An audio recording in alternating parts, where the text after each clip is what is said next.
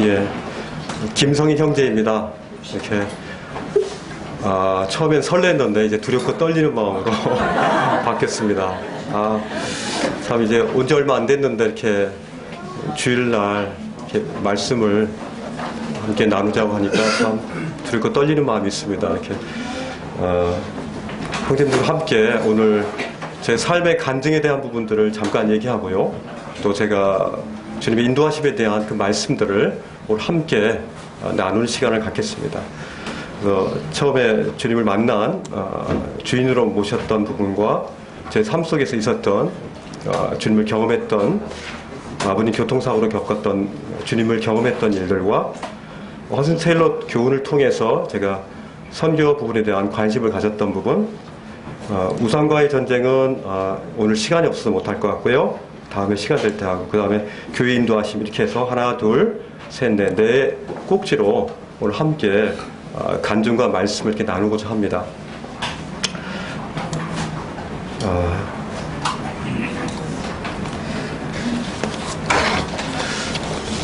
오늘 찬양 정말 감사드립니다.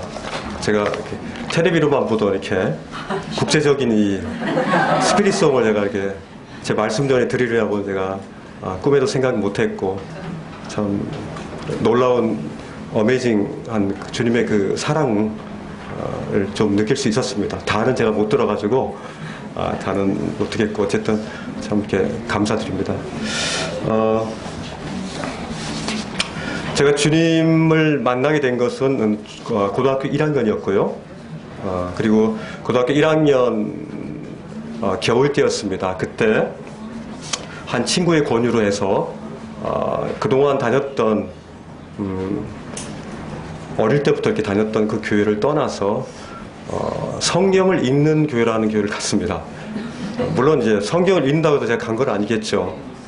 다른 어떤 사춘기 때의 그런 어떤 호기심에 의해서 혹시나 다른 이성들을 이렇게 만날 수 있나 해가지고 갔었을 거라고 생각이 들었습니다.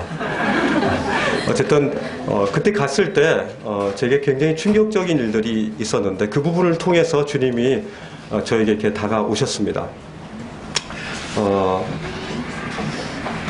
그 교회가 이제 그 서울 대공원 쪽에 있었던 복음적인 교회였습니다. 그리고 그 교회 갔을 때 가자마자 한 자매가 저에게 이렇게 얘기하는 것이었습니다. 저하고 좀 교제 좀 하시겠어요? 그래 굉장히 저는 그 말을 굉장히 그 영화적인 의미로 전 들었습니다. 그래가지고 나보고 교제하겠다고? 근데 이 자매가 이게 신사임당처럼 생겼거든요. 굉장히 아주 이쁜 것도 아니고 아주 차분하게 생겼어요. 그런데 이분이 저한테 교제를 하시겠습니까? 하는 그거에 의해서 제가 막 이렇게 마음이 흔들리더라고요. 그러면서 이제 그때 어린 대공원이 옆에 있었기 때문에 길들이 얼마나 좋습니까? 그래서 나와서 이제 그의 응답을 제가 들어줬죠. 그러면서 이제 길을 거닐는데 그때 이제 크리스마스 때가 돼가지고 막 캐롤이 막 울리고 분위기가 굉장히 아주 완벽했어요. 그래가지고 이제 길을 걷고 있는데 이 자매가 처음으로 저한테 이렇게 제가 일부러 말을 안 했어요. 좀 약간 중후한 남자로 보이기 위해서. 근데 이 자매가 처음 저에게 질문했던 질문이 있습니다. 그것은 혹시 거듭난 경험이 있나요? 이렇게 물어보더라고요. 거듭남 처음 들어봤어요. 그리고 나서 이 거듭났다는 것은 아마도 제가 그때 봤던 책들 중에서 그 데미안이라는 그 해밍웨이가 쓴 그 데미안에 보면은 그 알을 까고 나오는 그게 있지 않습니까? 그것처럼 이제 뭔가 이제 교회를 오래 다니다 보면은 어떤 새로운 레벨의 어떤 차원에 올라가기 때문에 그런 알을 까고 나오는 그런 신앙에 대한 성숙도를 얘기하는 거구나 해가지고 제가 뭐라 했겠습니까? Of course I do 이렇게 얘기했죠. 물론이죠. 제가 거듭나면 제가 교회를 거의 19년 동안 다녔는데 하면서 그렇게 제가 당연하듯이 이렇게 얘기하면서 그런 질문을 저에게 해준 것이 고맙다라고 제가 얘기했죠. 왜냐하면 저를 인정해 주는 거니까. 그 이후에 이제 말 없더라고요. 말이 없고 걷다가 이제 쭉 걸으면서 이 자매가 이제 또 한 번 넘기는 것이 이제 제가 얘기하는 것은 구원받은 경험이 있으시냐고 이렇게 물어봤습니다. 그래서 그때부터는 조금 언제 구원받았냐라고 하면서 어떻게 구원받았냐까지 이렇게 들어가더라고요. 그래서 그때부터 조금 난감하더라고요. 난감하면서 언제 그리고 어떻게 뭐라고 말을 이렇게 주워 담아야 되는데 제가 주워 담을 어떤 지식이 좀 없었어요. 그래서 이제 그때 데이트는 좀 이렇게 울적하게 끝나고 나서 집에 돌아왔습니다. 그리고 나서 과연 구원받는 게 무엇인가, 거듭나는 것이 무엇인가에 대해서 굉장히 고민하게 됐죠. 고민하게 되면서 이제 거의 한 1년 정도를, 8개월 정도를 복음을 들었습니다. 그때 고등학교 1학년 겨울이었으니까 그 다음 해 고등학교 2학년 거의 10월 정도까지 복음을 계속 듣다가 그때 성남에 있는 한 캠프에서 이렇게 다시 한번 이미 제 마음 가운데 주님을 영접한 상태였고 그리고 그때 이 말씀을 통해서 제가 주님을 영접할 수 있었습니다.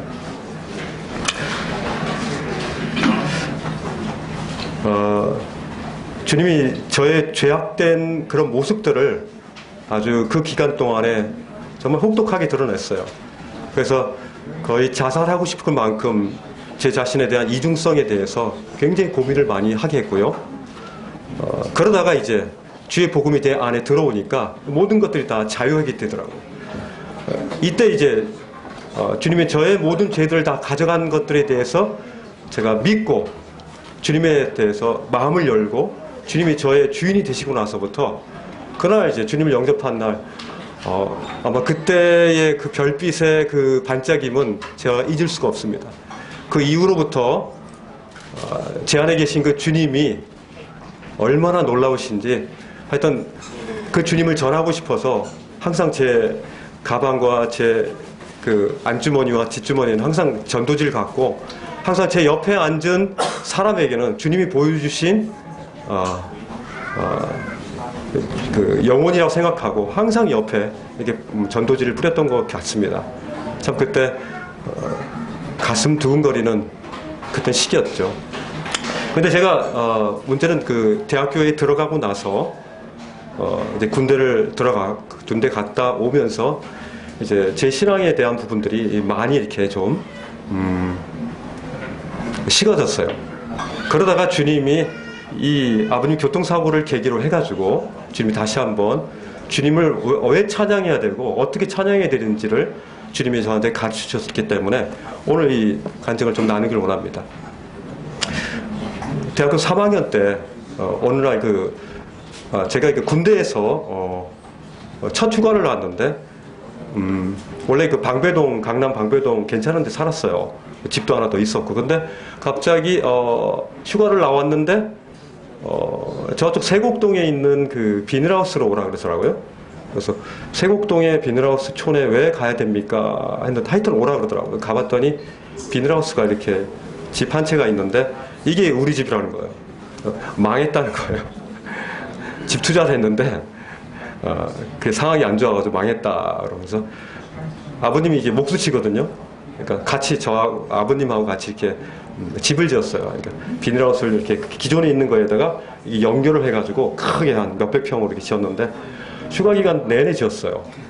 그래서 꼭대기 올라가고 아버님이 짓고 제가 이렇게 시다하고 하면서 비닐하우스 지었는데 그 비닐하우스에 10몇 년 사는 것 같아요.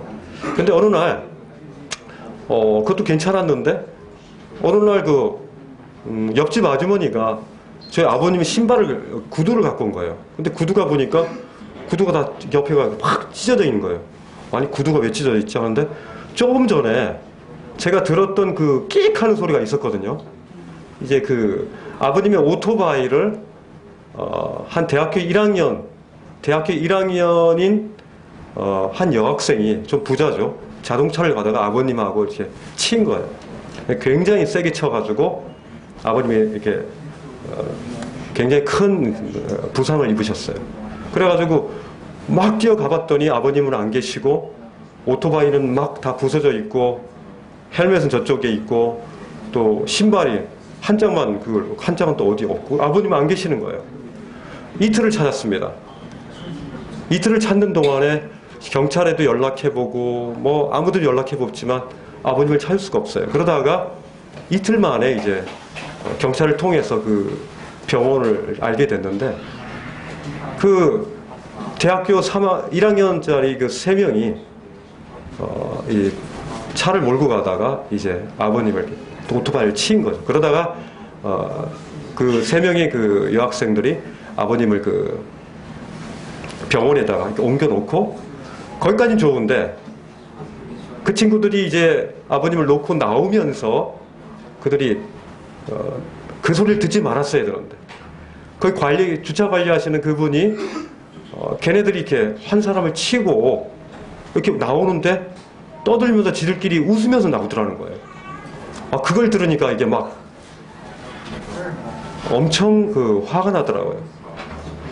그 이후로부터 제가 주님 안에서 뭐 큐티도 까짐없이 하고 또 전도도 하고 했지만은 제가 제 마음 가운데 어떤 대상을 향한 이런 증오, 미움, 그리고 하나님을 향한 또 원망 이런 것들이 이제 복합적으로 제 삶 가운데 들어오면서 막 우울증까지 막 찾아온 거예요. 그러면서 정말 시편의 그런 다윗의 고백과 같이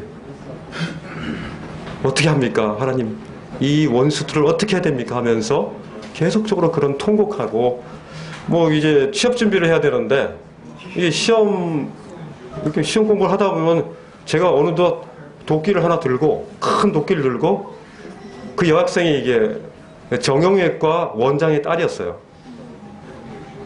그러니까 정형외과 외과 딸이었기 때문에 아버님이 가고 나서 이제 그쪽 정형외과 브로커들이 이미 진술서까지도 아버님 그 사인까지 이 뭐입니까 이거 지장까지 찍어가지고 모든 진술서까지 다 완료를 해버려가지고 뭐 더 이상은 어떻게 할 수가 없는 거예요.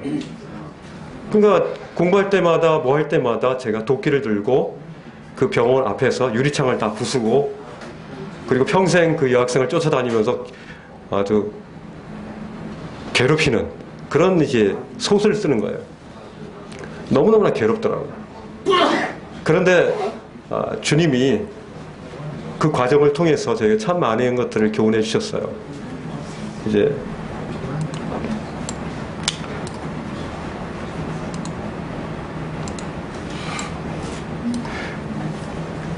주님이 원수 갚는 것은 내가 하는 일이니까 내가 갚는다. 원수들이 넘어질 때가 곧 온다. 재난의 날이 가깝고 멸망할 때가 그들에게 곧 덮친다 하면서 주님이 그 원수에 대한 부분들을 주님이 갚으신다고 말씀하셨기 때문에 제가 이 말씀을 그때 봤지만은 어쨌든 이 말씀을 순종한다고 해서 찾아가지는 않았어요. 그러나 그 이후에 제 가운데 계속적으로 이 답답함과 이 우울증이 찾아와서 거의 2년 동안 병원에 누워 계시면서도 오히려 그 진술서에는 아버님이 가해자가 됐고 그 교통사고를 낸 그 여학생이 피해자가 돼버렸거든요. 이게 바뀌어버린 거예요. 그러면서 이제 이 사회에 대한 이 원망, 이 권력 있고 돈이 있고 빽 있는 사람들에 대한 이 모든 혜택들이 그들에게 주어진다는 것들을 이제 그때 아주 뼈저리게 체험했죠. 그러면서 이제 어느 날 제가 그 비닐하우스에 이렇게 있는데 도저히 그 답답한 마음을 견딜 수가 없었어요. 그래서 주님 앞에 이렇게 무릎을 꿇고 기도하고 있었습니다. 근데 그 기도가 주님 감사합니다가 안 되고요. 계속 주님을 원망하고 막 주님께 따지는 그런 기도를 하게 됐어요. 근데 거기다가 이제 게다가 이제 거기다 비까지 오는 거예요. 비가 오면은 이제 비닐하우스에서 아마 있었던 분들은 아시겠지만 굉장한 소리가 납니다. 아주 툭툭툭툭툭툭 하면서 그냥 뭐 일반 이런 세멘트나 이런 유리에 좀 부딪히는 것과 틀리게 한두 개만 떨어도 툭툭거리는데 한번 소나기가 쏟아져 보세요. 막 툭툭툭툭툭툭 하거든요. 이 소리 가운데 이 소리가 너무너무나 듣기 싫은 거야. 이건 가난의 소리고 이건 저주의 소리고 원망의 소리고 약자의 소리고 하면서 사회에 대한 굉장히 불평불만이 막 올라오면서 제가 그 마음이 추스릴 수가 없는 거예요. 그럴 때 주님이 제 마음 가운데 그 내면의 언어로 이런 질문을 한다는 생각이 들었어요. 이 소리로 나를 찬양할 수 없겠냐? 주님, 이거는 지금 이거는 저주의 소리입니다. 이건 가난의 소리고, 이거는 이런 환경을 가지고 제가 어떻게 주님을 찬양할 수 있겠습니까? 했는데 주님이 제 마음 가운데 이것이 바로 너의 찬양의 재료다. 너의 리듬의 재료고, 너의 멜로디의 재료고, 너의 화성의 재료라는 것들을 주님이 이렇게 마음 가운데 이렇게 떠올리게 하셨어요.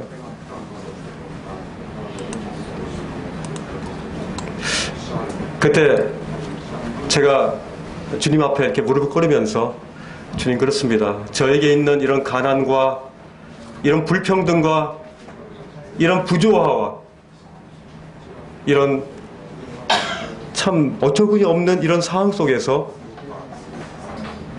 참 주님도 저보다 더 그러지 않으셨습니까? 왕이신 하나님이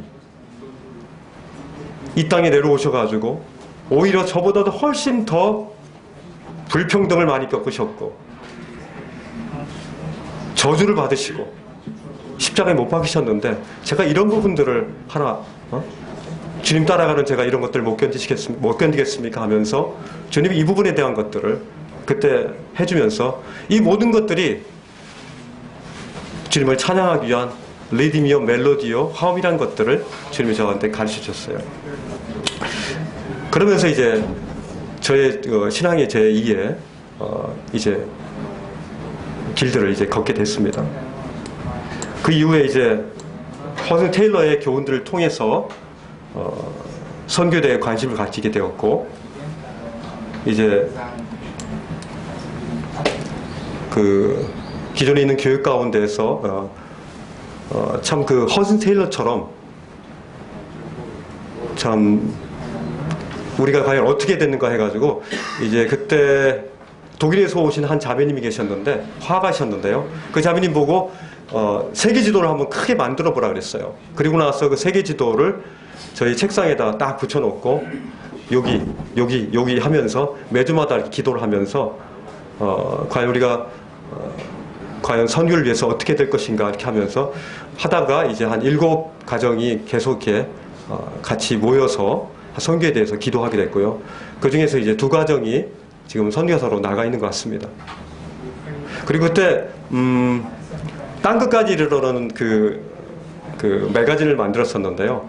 격오월간지로 만들었었는데 그걸 만들면서 참 이렇게 은혜가 됐었어요. 한 300부에서 한 500부 정도 만들었었는데, 그걸 이제 밤새게 만들어가지고 전국 모임에다 이렇게 붙이고, 그때 아마 모임 가운데서 그때 막 그 선교의 붕이 일어났을 때였는데, 김한시 형제님이 그걸 통해서 참 많은 감동을 받으셨고, 이게 갈 수 있는 계기가 되셨다 그랬고, 그래서 한 5만 원도 뭐 붙여주시더라고요.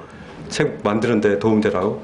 그리고 그때 이제 또 여러 형제님들이 그걸 보고 이제 일어나는 역사들이 있었습니다. 그리고 나서 이제 조금 있은 이후에 열린문 그 매거진이 이제 나오게 됐죠. 그리고 열린문 매거진이 그 형식이 거의 똑같이 됐었어요. 권도원부터 시작해가지고, 그러면서 이제 그런 부분들을 이렇게 이제 우리는 이제 침례 요한의 역할처럼 여기까지다 해가지고 가뜩이나 힘들었었는데 좋은 잡지가 나오니까 이제 그만하자 해가지고 이제 그만하게 됐죠.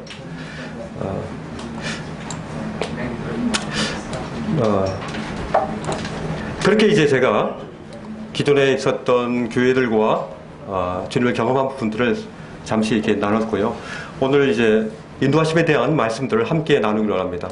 시편 18편 28절부터 29절입니다.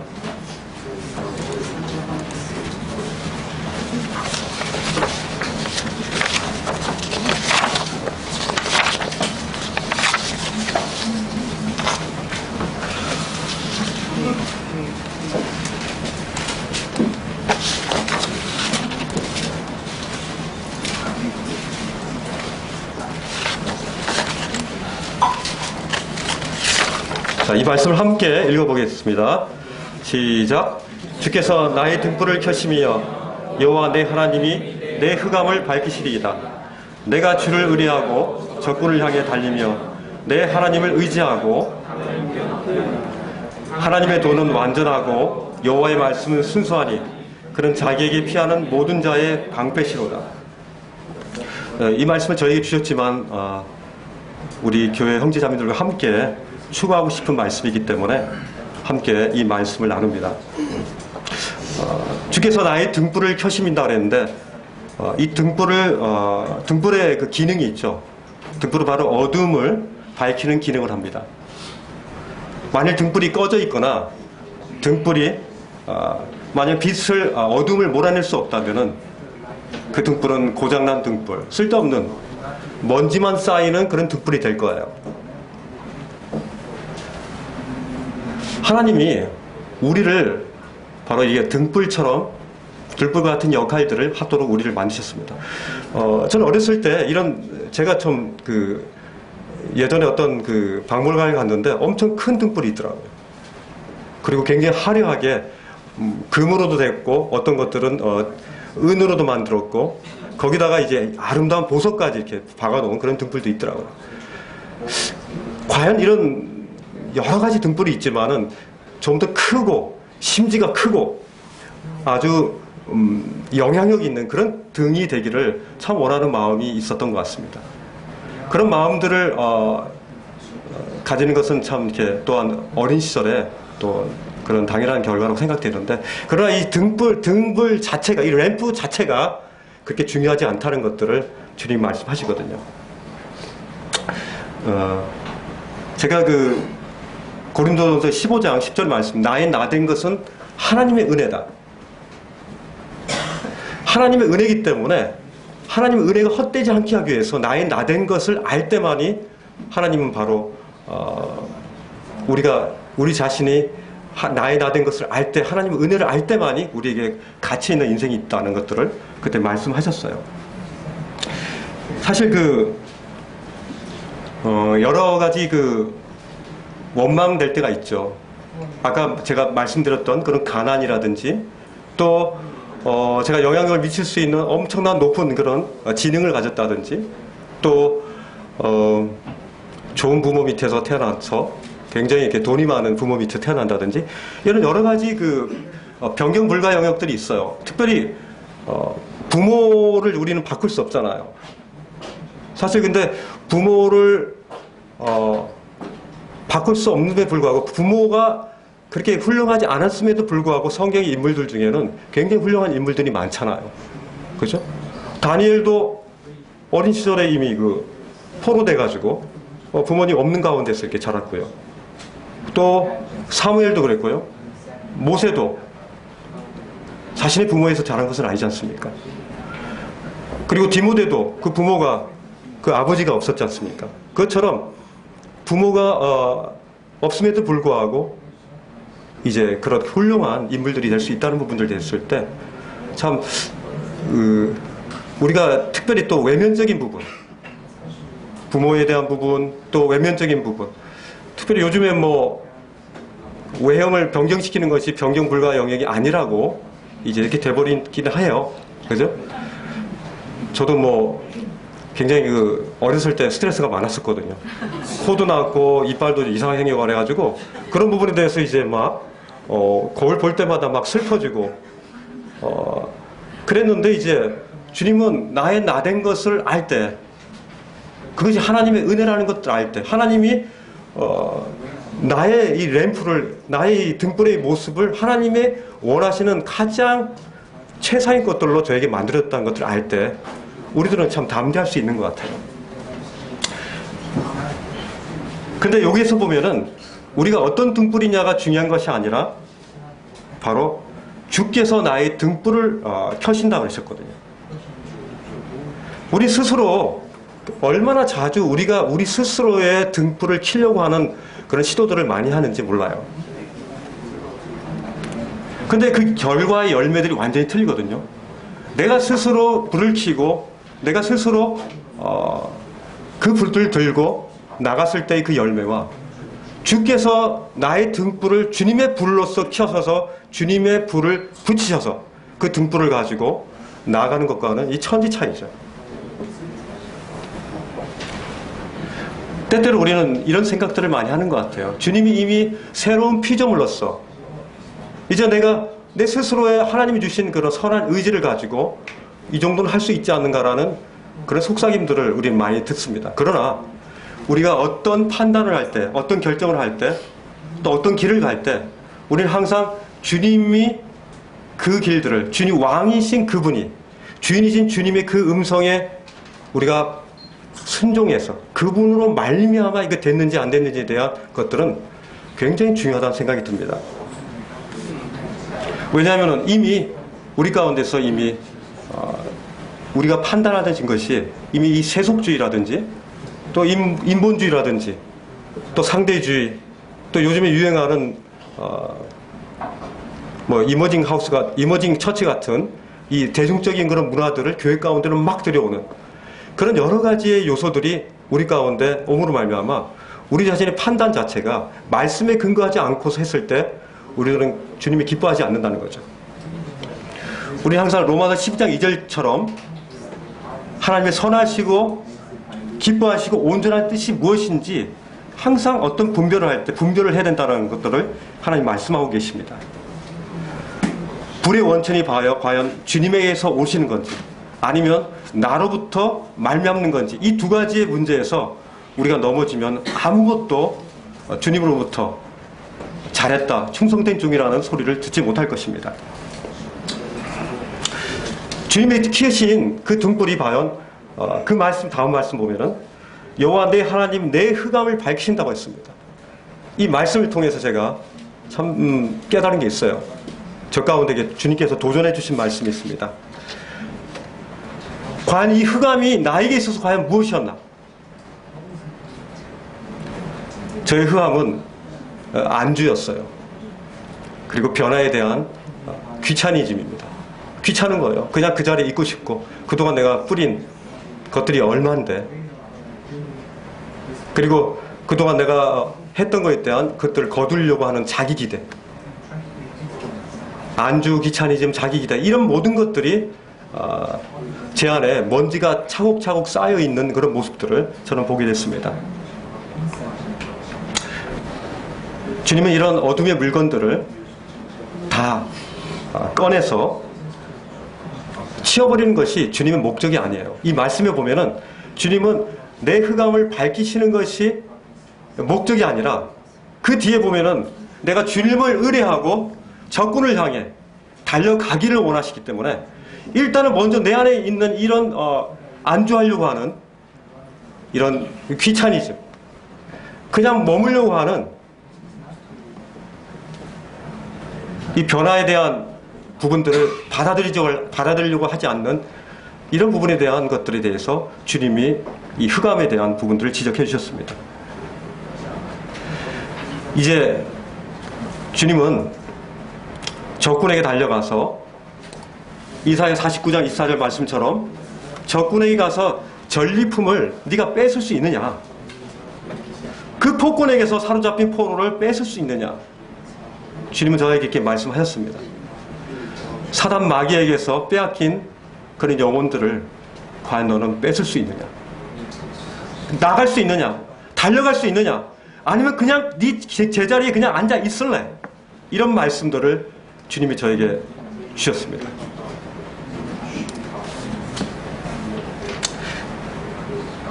사실 이 적군이라 한다면은 사단 마귀가 되겠죠. 공중 권세 잡은 자.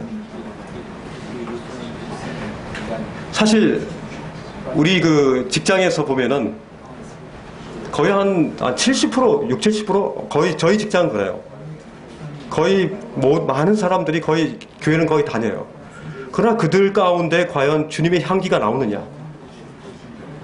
주님의 복음이 그들 가운데 있느냐? 없거든요. 제가 이 KT에 다니는데 여기서 거의 20년 다녔지만은 이 가운데서 주님을 정말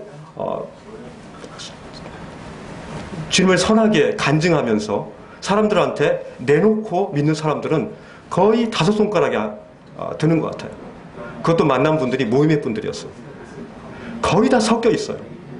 거의 그 교회들이 거의 인본주의로 문들어 있고 거의 포스트 모더니즘으로 해서 포스트 모더니즘주의가 들어와서 이제 하나님의 진리가 진리이지 못하고 진리를 진리라고 얘기하면 너무 강하다라 그러고 그냥 진리가 뒤섞인 채로 그냥 세상과 하나님 말씀이 짬뽕이 돼가지고 그냥 그렇게 살아가는 거예요. 그러다 보니까 주의 말씀이 복음이 복음화되지 못하고 오히려 더 힘든 복음을 정말 듣기 힘든 그런 상황이에요. 사단 마귀가 바로 이렇게 이런 혼합주의를 통해서 많은 사람들의 마음에 복음이 들어가도 복음이 되지 못하도록 방해하고 있는 것입니다. 우리는 하나님이 이 땅 가운데 남게 하신 것은 바로 하나님의 대사로서 하나님의 편지로서 우리가 언덕 위에 올라가서 하나님의 복음을 전하라고 하나님을 외치라고 우리에게 남기지 않았습니까?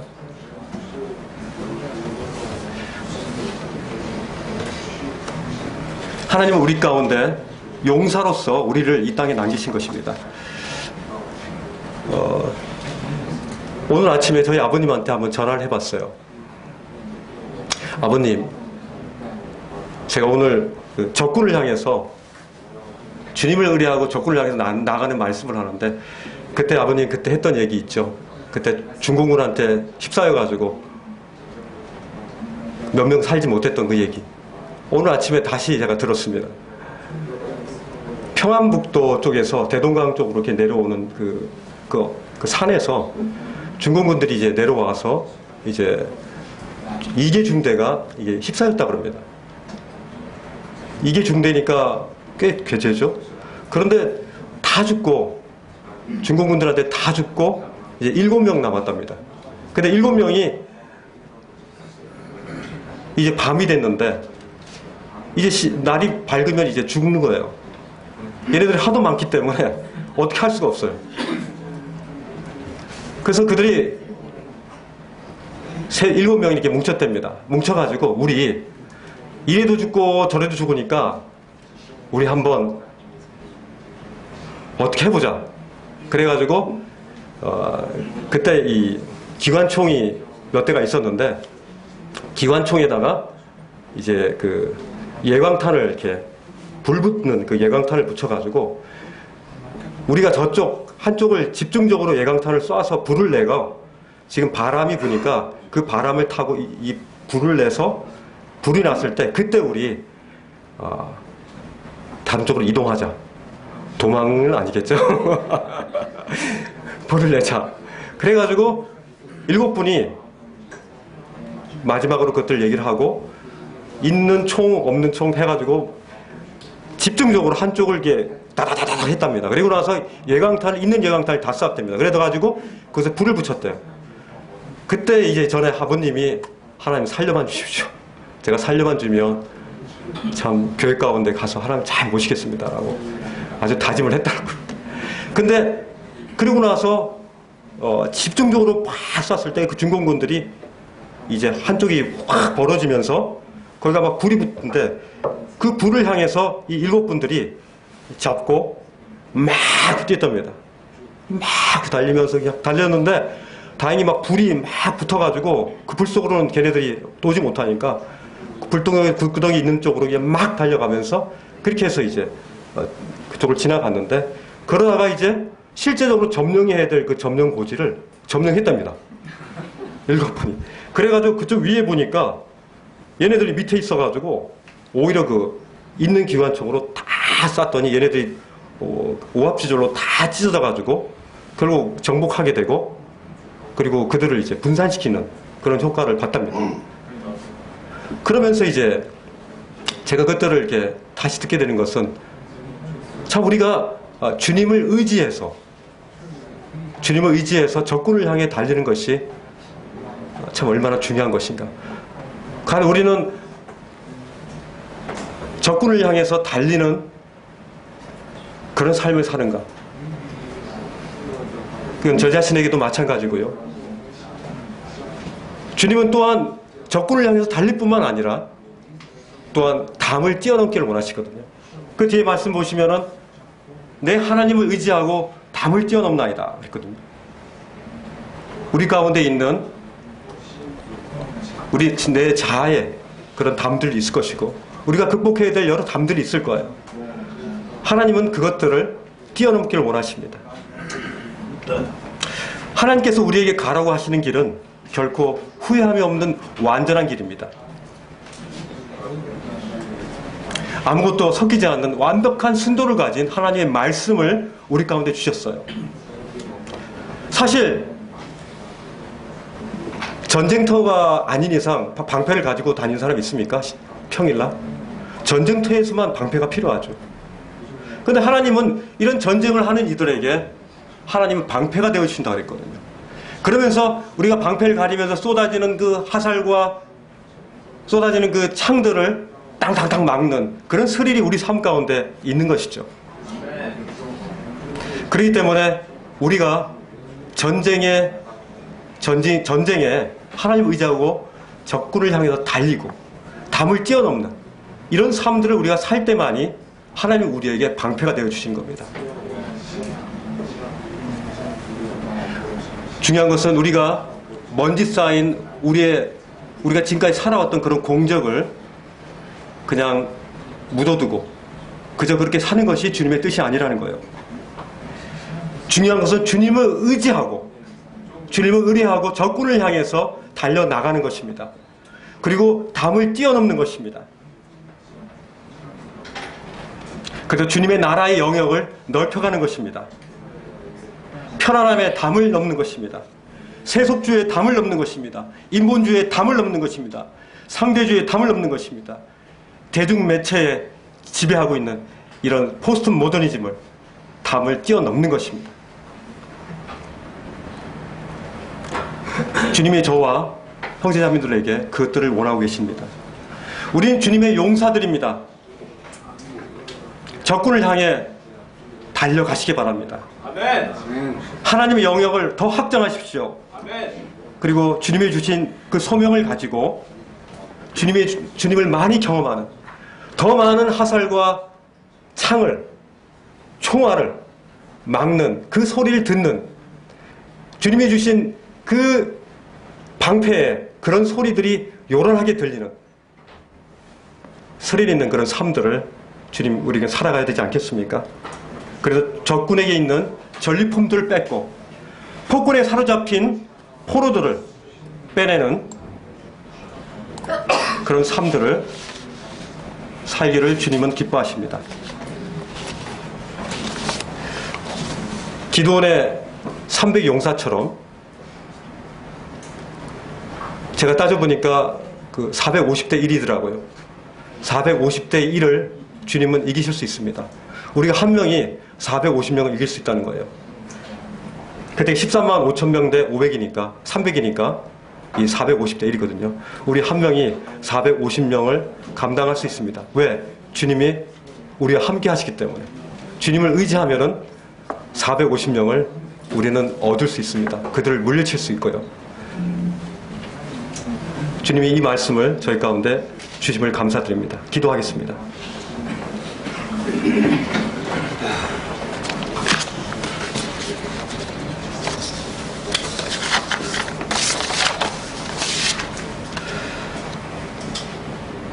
주님 감사합니다. 주께서 저희의 등불을 참키기를 원하십니다. 주님이 저희 안에 있는 그 흑암 가운데 감추어진 저희 과거의 것들, 그리고 현재 우리가 주님 몰래 감추고 있는 그것들을 우리가 처리하길 원합니다. 흑암 가운데 주님의 말씀의 그 등불들을 매일마다 들이대는 그런 매일매일이 될 수 있도록 주님 원합니다. 그리고 우리가 그 하나님의 말씀을 의지해서 적군을 향해 달려나가길 원합니다. 담을 뛰어넘기를 원합니다. 그래서 하나님의 완벽하신 그 하나님의 길, 하나님의 그 순도 높은 하나님의 말씀을 통해서 하나님의 우리 가운데 다가오는 그런 총알과 그런 창과 그 활들을 막는 우리의 방패 대신 주님을 경험하기를 원합니다.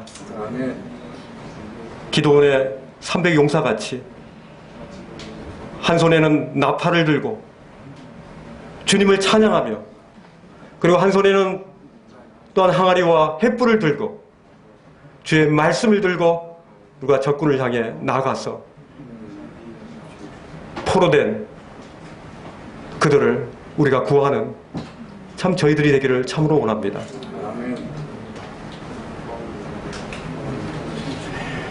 주님 영광 받옵소서. 우리 주 예수 그리스도 이름으로 감사하며 기도했습니다. 아멘.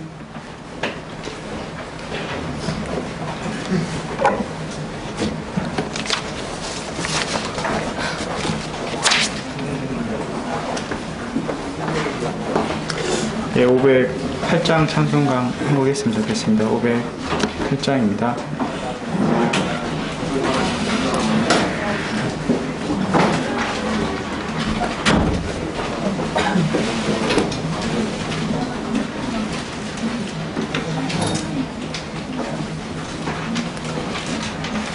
일절하고 3절만 하겠습니다. 시간이 되기 때문에 1절하고 3절만 하겠습니다.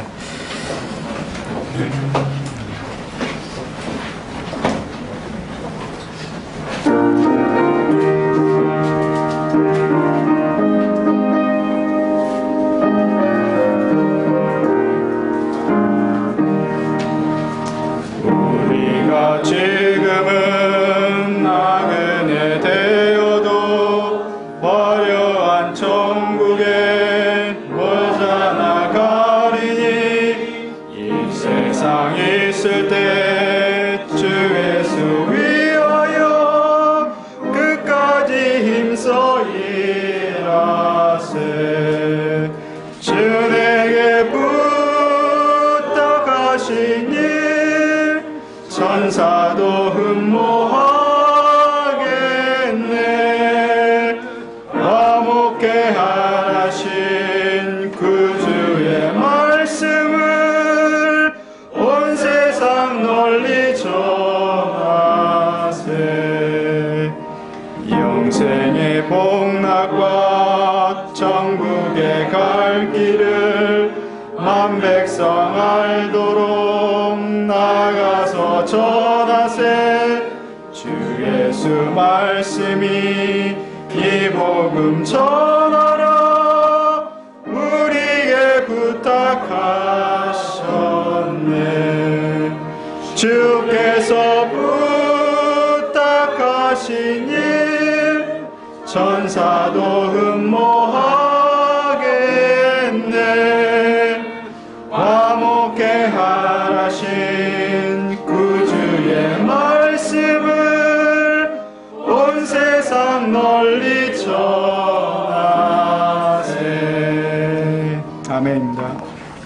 오늘 형님을 통해서 이렇게 저희가 어떻게 살아야 될지, 또 일생을 통해서 형님의 말씀해 주신 걸 감사를 드렸고, 특별히 그 김성현 형제님을 바라볼 때 이렇게 열정이 참 있는 걸 보게 되고요. 또 참 그 형제님의 일생에서 이제 제가 또 그 형제님을 통해서 이렇게 교회에 오게 되면서 그 어려운 시기에 제가 또 이렇게 그때 이렇게 형제님을 또 만나게 되고 교회로 오게 되는 그런 또 주님의 은혜를 베푸신 거 보면서 참 일생에 주님이 참 인도에 가시는 주님이 참 감사가 되었고, 또 형님 말씀 다시 들을 때 주님이 저희 한 순간순간이 아니라 저희 온 일생을 이렇게 주장해 가시고 인도에 가신다, 이렇게 생각을 바라보게 될 때 참 감사가 됩니다. 그래서 저희가 참 물러나 있는 자가 아니고 일어나서 주님 적군을 향해서 또 주님의 일에 일꾼으로서 힘써 이렇게 나가는 자들이 참 되기를 원하는 마음이 있습니다. 네, 교회 소식 잠깐 전해드리고 저희 또 소그룹 이렇게 모이겠습니다. 오늘 교회 주보를 보시면 문영광 형제님이 춘천 교회 그 캠프 방문차, 말씀 교제차, 춘천 그 캠프에 방문하고 있습니다. 춘천 모임 캠프에 방문하고 있습니다. 그리고 그 중국 연합 캠프 8월 16일부터 18일 이를 위해서 좀 기도해 주시고, 여름 주일학교 생생 캠프가 오늘부터 8월 4일부터 8월 8일까지 있습니다. 그리고 이번 주 8월 8일부터 8월 9일에는 청년 MT 강원도 철원에서 있다고 합니다. 예, 그리고 예, 이번 주 수요 집회부터 이렇게 성경 읽기 모임으로 이렇게 저희가 모이게 됩니다. 그래서 박군 형제님 말씀이 아니라 이번 주 수요일 모임부터 저희 성경 읽기 모임으로 새롭게 이렇게 모임을 시작하게 됩니다. 박군 형제님 잠깐 예, 안내해 주시죠.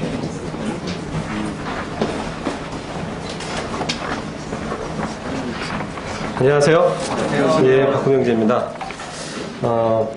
제가 오는 입구에, 교회 문 오는 입구에 고린도전서 개요를 나눠드렸습니다. 이것은 이제 앞으로 매주 저희가 한 장씩 수요일 날 집회 가운데 바이블 리딩 성경 읽기 모임을 하는 그 자료로 사용할 예정입니다.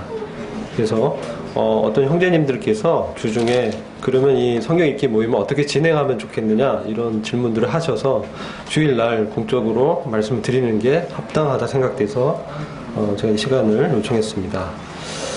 수요일날 모임은요 저희가 7시 30분에 이전과 같이 동일하게 모입니다. 근데 사회대가 특별히 그 역할이 이전의 수요 집회와는 달라집니다. 그래서 찬양 인도를 잠깐 하시고 한 10분 정도 해주시고 7시 40분부터 늦어도 7시 40분부터는 성경 읽기로 들어갑니다. 그리고 진행은 당분간 제가 이제 맡아서 좀 할 예정이고요. 한 달 정도는 제가 먼저 하기로 형제님이랑 규제를 했고요. 그럼 먼저 성경 본문을 한 형제님이나 두 형제님이 전체를 읽습니다. 그렇게 한 5분 정도 읽으면 한 장을 읽을 수 있습니다. 그 다음부터 진행자가 그 1장의 개요를 간략하게 5분에서 10분 사이에 주중에 준비해서 요약해서 참석한 분들에게 전달을 해드립니다. 그 다음에는 4분 내지 5분의 형제님들이 10분 정도 주중에 준비하셔서 거기서 나타난 주님을 나누는 시간입니다. 그래서 그것은 어떤 개요에 대해서 또 얘기할 수도 있고요. 그 안에 있는 주님이 나타난 모습들을 또 저희가 교제할 수 있습니다. 근데 제가 이제 나눠드린 그 페이지 뒷면을 한번 참조하십시오. 거기 보시면 고린도전서 1장 개요가 있습니다. 이 개요에 대해서 그때 설명을 드리고 묵상 포인트의 예들 해서 이것은 매주 나갈 겁니다. 그래서 이런 포인트대로 주중에 한번 묵상하시고 준비해 오시면 됩니다. 그리고 5분 정도 형제님들께서 교제한 이후에